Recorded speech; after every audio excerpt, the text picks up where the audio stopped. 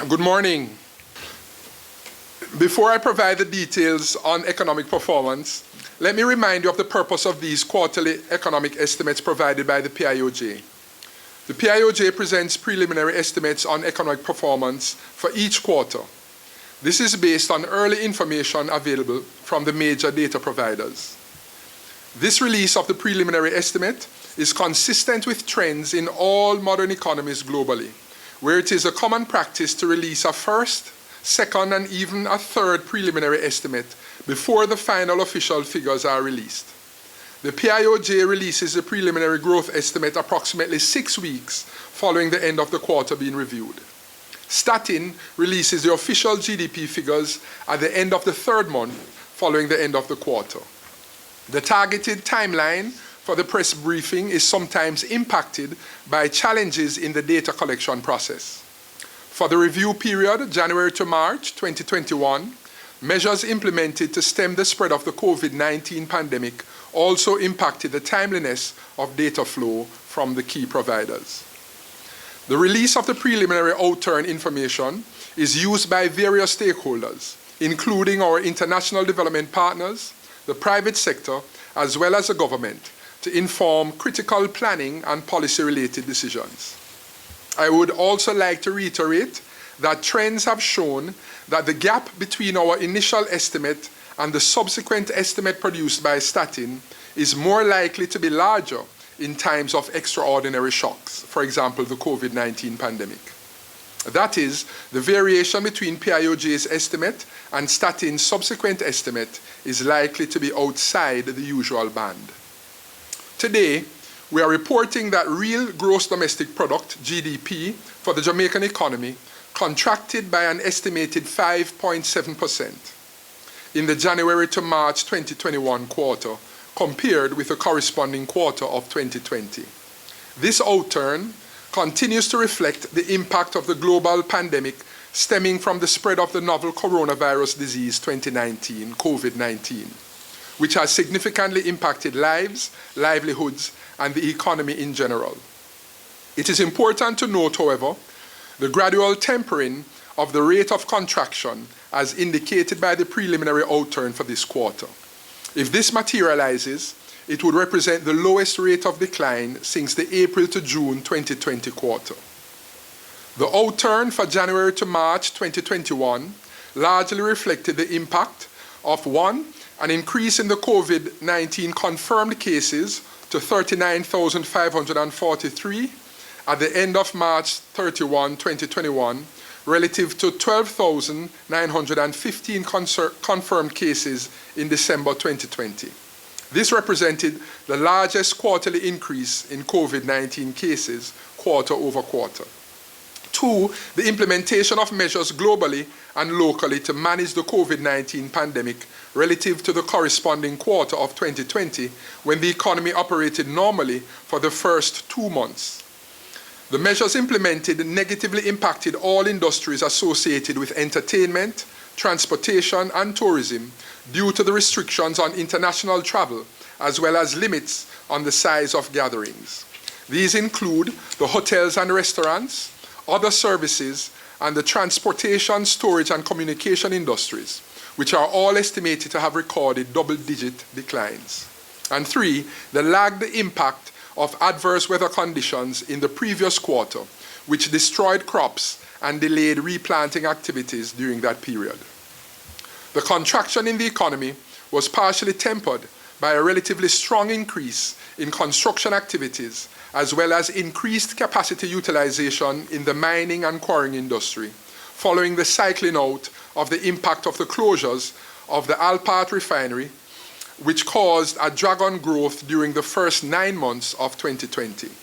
It should be noted that the construction industry was largely exempt from the COVID-19 containment measures and is the only goods-producing industry to have recorded 3 consecutive quarters of economic growth. Real sector developments. Developments in the goods-producing industry. The goods-producing industry grew by an estimated 3%, due to expansions in the mining and quarrying and construction industries. This performance largely reflected the impact of increased capacity utilization in the mining sub-industry and an uptick in building construction activities. These improved performances outweighed contractions recorded for agriculture and manufacturing. Agriculture. Output of the agriculture, forestry and fishing industry fell by an estimated 2%. The performance of the industry partly reflected the impact of flood conditions in the previous quarter, which adversely impacted planting activities. Additionally, there was a decrease in output per hectare in domestic crop production. The other agricultural crops group was estimated to have declined by 2.1%. There were decreases in 6 of the 9 crop groups, including other tubers, down 16.8%, cereals, down 14.4%, condiments, down 11.9%, and legumes, down 5.5%. Tempering the decline in output were increases for yams, up 6.9%, and fruits, up 6.1%. Animal farming was estimated to have decreased, reflecting lower production of broiler meat, down 8.7%. The decline was, however, tempered by an increase in egg production, up 7.2%. Increases were, however, recorded for post-harvest activities and traditional export crops, largely reflecting higher production of sugarcane and cocoa. Mining and quarrying. Real value added for the mining and quarrying industry increased by an estimated 6.2%. This was due mainly to higher production of both alumina and crude bauxite. Alumina production grew by 4.5% due to higher output levels at the Jamalco plant. This was reflected in an increase of 2.3 percentage points to 44.2% in the capacity utilization rate at alumina refineries. Production of crude bauxite increased by 9.6%. The bauxite capacity utilization rate increased by 4.7 percentage points to 50%. Manufacturing. Real value added for the manufacturing industry was estimated to have contracted by 1.4%, reflecting lower output in both the food, beverages, and tobacco and other manufacturing components. With respect to food, beverages, and tobacco, lower levels of output were recorded in the food processing component, including poultry meat, down 8.7%, animal feeds, down 2.6%, edible oils, down 7.6%, and cornmeal, down 4.1%. A further decline was tempered by increases in edible fats, up 13.2%, sugar, up 15%, and molasses, up 32.7%. In the beverages and tobacco component, higher levels of production were recorded for rum and alcohol, up 20.8%, and carbonated beverages, up 0.7%. In the other manufacturing category, lower output stemmed largely from decreases in the petroleum products category. Reductions were recorded for liquid petroleum gas, LPG, down 56.5%, turbo fuel, down 67.7%, and fuel oil, down 17.2%. An increase was, however, estimated for the non-metallic minerals category, which was pushed by increases in cement, up 35.2%, and clinker, up 34.7%. Construction. Real value added for the construction industry increased by an estimated 12.6%. This reflected a 32.8% increase in preliminary sales data of construction inputs and was attributed to increased activities in both the building construction and other construction components. Real sales of construction inputs grew significantly, with wholesale of construction materials, hardware and plumbing up 65.2%, and retail sale of paint and glass up 7.4%. The building construction component was driven by a 25.8% increase in total housing starts and a 36.4% increase in the total value of mortgages dispersed. There was an estimated increase in the other construction component, stemming from an uptick in civil engineering activities reflected in higher capital expenditure by the Jamaica Public Service, which disbursed $1.14 billion, an increase of 9.6%, National Road Operating and Construction Company, NROC, which disbursed $1.9 billion on Part A of the South Coast Highway Improvement Project, SCHIP, Maypen to Williamsfield, compared with $0.3 billion disbursed in the corresponding quarter of 2020, and the UDC, which disbursed $329.2 million on the upgrade works of the Hellshire Sewage Treatment Plant, as well as the Montego Bay Closed Harbour Beach. This represented an increase of 41.9% relative to the disbursement in the corresponding period of 2020. Developments in the services industry. The services industry was estimated to have contracted by 8.1%, largely reflecting downturns in hotels and restaurants, other services, and the transportation, storage, and communication industries. The performance of these industries was negatively impacted by the measures implemented globally and locally to manage the COVID-19 pandemic, particularly in the areas of air and land transportation, tourist accommodation, and entertainment services. Electricity and water supply. Electricity and water supply recorded an estimated contraction of 7.1% in real value added, due to decreases in both electricity and water consumption. Electricity consumption declined by 8%, reflecting lower levels of consumption in all 6 categories. Residential, down 0.5%. General service, that's small businesses using less than 25 kilovolt ampere kVA, down 12.6%. Power service, that's large businesses using more than 25 kVA but less than 500 kVA, was down 10.4%. Large power, businesses using more than 500 kVA, was down 12.4%. Street lighting and other, that's power interchange customers, for example, bauxite companies, was down 8.8%. And largest power, single locations that have minimum peak demand of 2,000 kVA, was down 3.9%.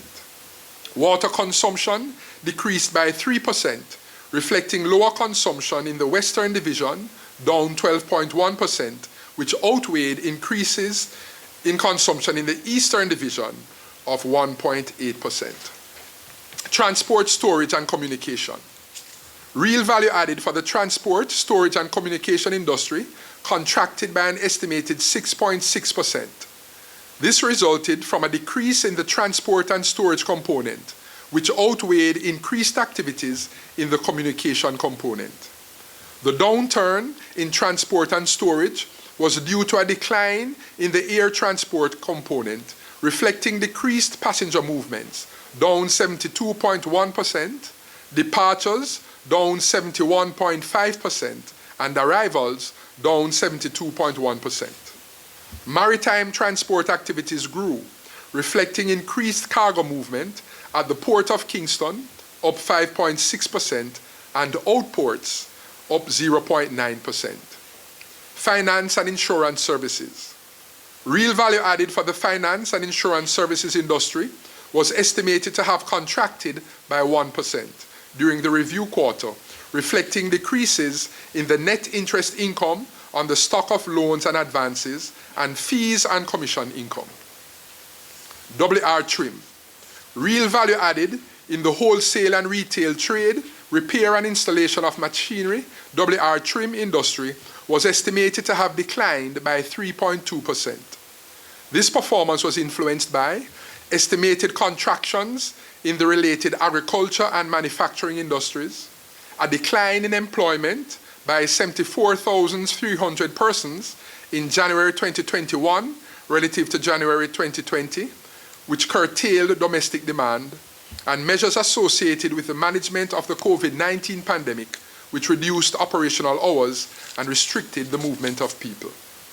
Lower sales were recorded for 6 of the 8 categories, including minerals, fuels, lubricants, and petroleum products, down 14.1%, Other wholesale and retail sales of goods and services down 11%, and agriculture, food, beverage, and tobacco down 6.2%. Hotels and restaurants. Real value added for the hotels and restaurants industry contracted by an estimated 56.2%, largely reflecting an estimated decline in stopover arrivals by 71.9%. There were no cruise passenger arrivals during the period, reflecting the continuation of COVID-19 containment measures. Preliminary data on tourist expenditure indicate a US $520.7 million decline to US $254.4 million, reflecting largely the decrease in the number of stopover arrivals and no cruise passenger arrivals during the review quarter. For the employment update, based on the labor force survey undertaken by the Statistical Institute of Jamaica, Statin, for the month of January 2021, the unemployment rate was 8.9%. This was 1.5 percentage points higher than the rate recorded in January 2020. The number of persons employed decreased by 74,300 persons to 1,194,800 persons relative to January 2020. There was a decrease in the labor force by 58,600 persons to 1,301,900. An examination of the employed labor force by industry group as at January 2021 revealed that 9 of the 15 industry groups recorded lower employment levels. The largest declines in employment were recorded for accommodation and food service activities, down 27,400 persons, arts, entertainment, recreation and other services, down 18,800 persons, wholesale and retail trade, down 15,400 persons, and transport and storage, down 9,900 persons. GDP performance for the fiscal year 2020-21. For fiscal year 2020-21, real GDP is estimated to have contracted by 10.8%, reflecting declines in all industries, with the exception of construction and producers of government services. The heavier weighted services industry was estimated to have declined by 12.4%, and the goods producing industry by 3.3%. The industries which recorded the largest contractions during the fiscal year were hotels and restaurants, down 65.7%, other services, down 27.2%, and transport, storage, and communication, down 13.3%. For our short-term outlook, April to June 2021 and fiscal year 2021-2022. For April to June 2021, growth prospects for the economy are generally positive.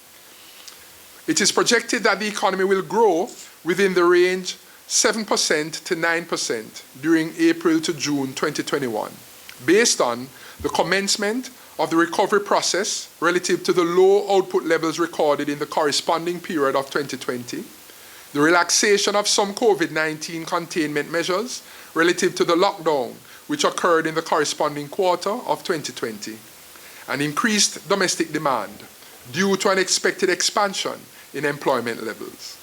Preliminary data for the April to June 2021 quarter has indicated some positive movements which support this projection. Airport arrivals for April 2021 totaled approximately 83,000 visitors compared to none recorded in April 2020. Water consumption for April 2021 grew by 2.2% relative to April 2020. The projection for fiscal year 2021-22 is for growth within the range of 4% to 8%. In addition to the factors expected to influence the April to June 2021 quarter, the performance of the fiscal year will be influenced by the gradual relaxation of measures globally that restrict the movement of persons as countries seek to attain herd immunity through continued rollout of vaccination programs. This augurs well for the world economy and a strengthening of external demand for Jamaica's goods and services. The upside potential and downside risks There is upside potential and downside risk to this forecast. The main downside risks to the forecast presented include 1. Adverse weather conditions, particularly on agricultural activities. 2. The uncertainty related to the effectiveness and duration of the COVID-19 containment measures. 3. Slower than anticipated pace of growth in the economies of Jamaica's main trading partners, which will negatively impact external demand. And 4. Increased factory downtime associated with aged production plants. The pace of economic growth could, however, be enhanced if the following upside potential are realized. 1. Stronger than anticipated global demand associated with an early rebound in global economic activities. 2. Faster than expected recovery in local demand as firms rehire workers that previously lost jobs, or increases in the number of hours for workers whose hours were previously reduced. And 3. Stronger domestic linkages as local firms satisfy local and global demand which were previously fulfilled by the global supply chain.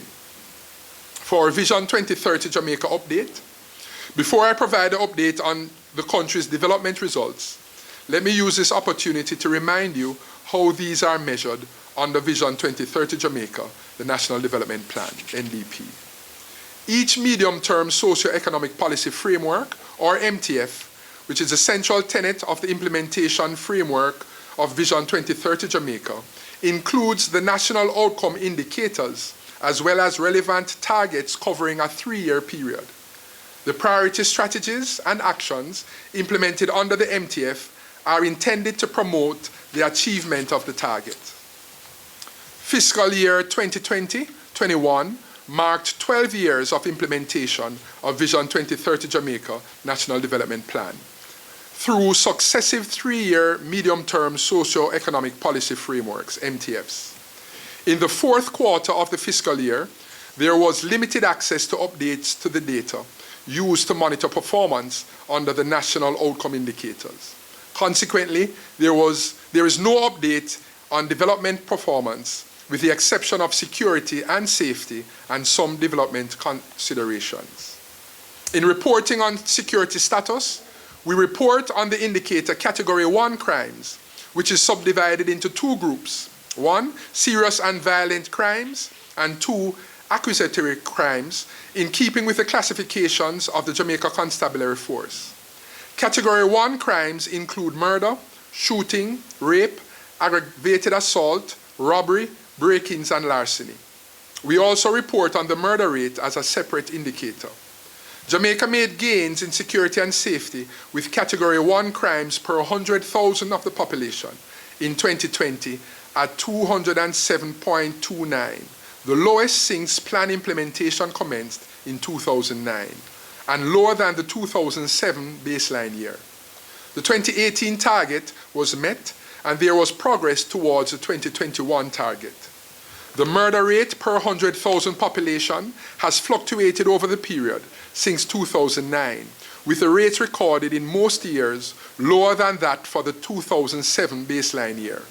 The murder rate in 2020 increased to 48.37 from 45.88 in 2019. For the quarter, January to March 2021, the Category 1 crime rate was 51.16 per 100,000 population, a decrease from the 57.01 recorded for the corresponding period in 2020.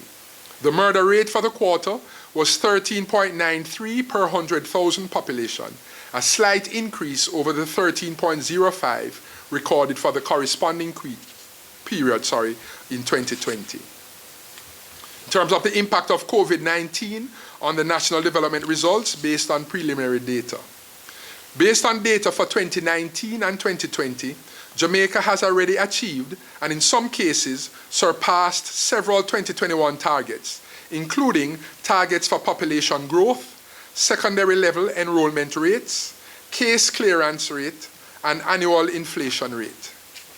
Notwithstanding these successes, there have been development slippages due largely to the impact of the COVID-19 pandemic. While the measures employed locally to curb the spread of the virus and the ongoing vaccination program have yielded positive outcomes, the pandemic has negatively impacted development, particularly in the social and economic areas.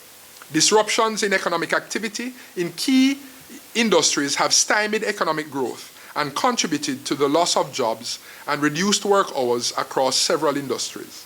The extent and nature of social dislocation will be more clearly defined as more data becomes available. At this stage, the uncertainty regarding the pathway and duration of the pandemic does not yet allow for a comprehensive assessment of the impact of the pandemic.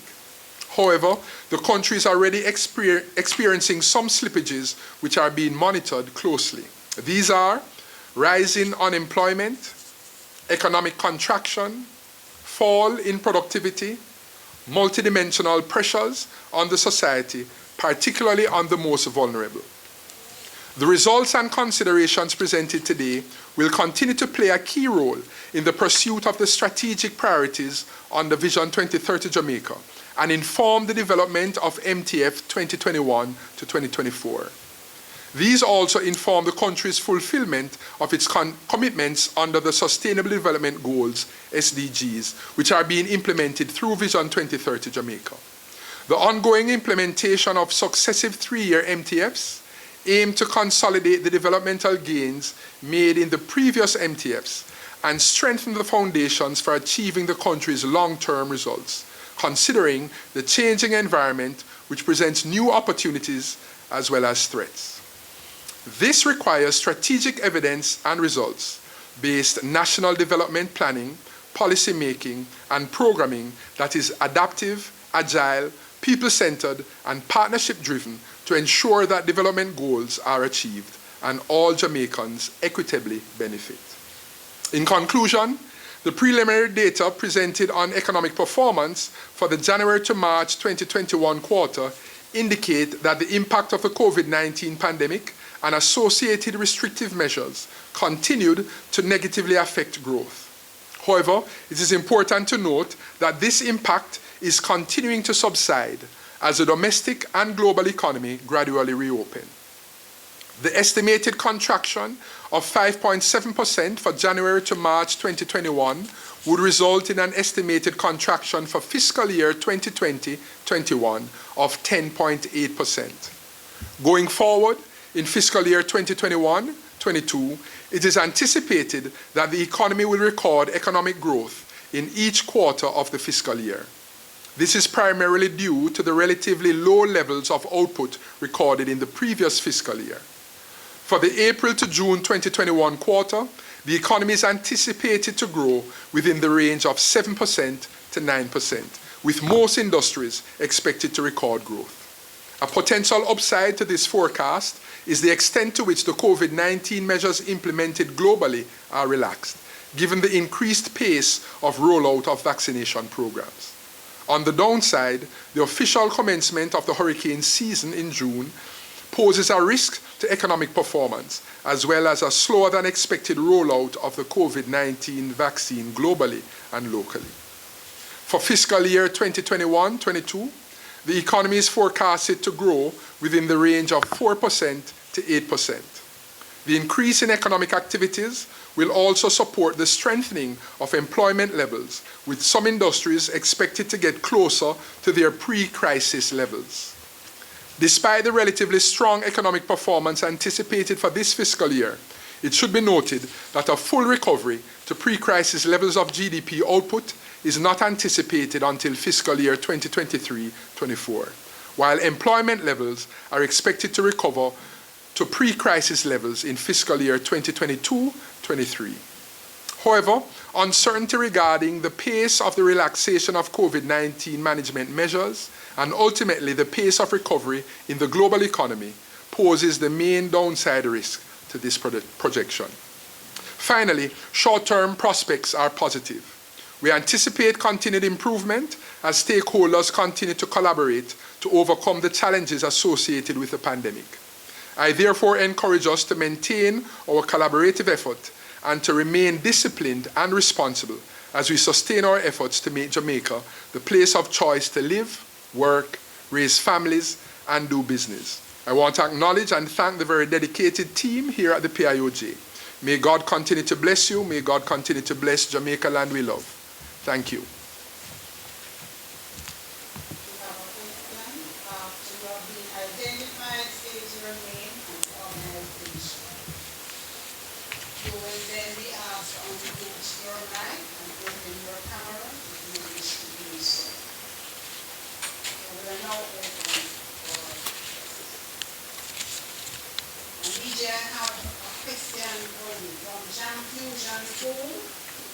What is the forecast for the construction industry long term?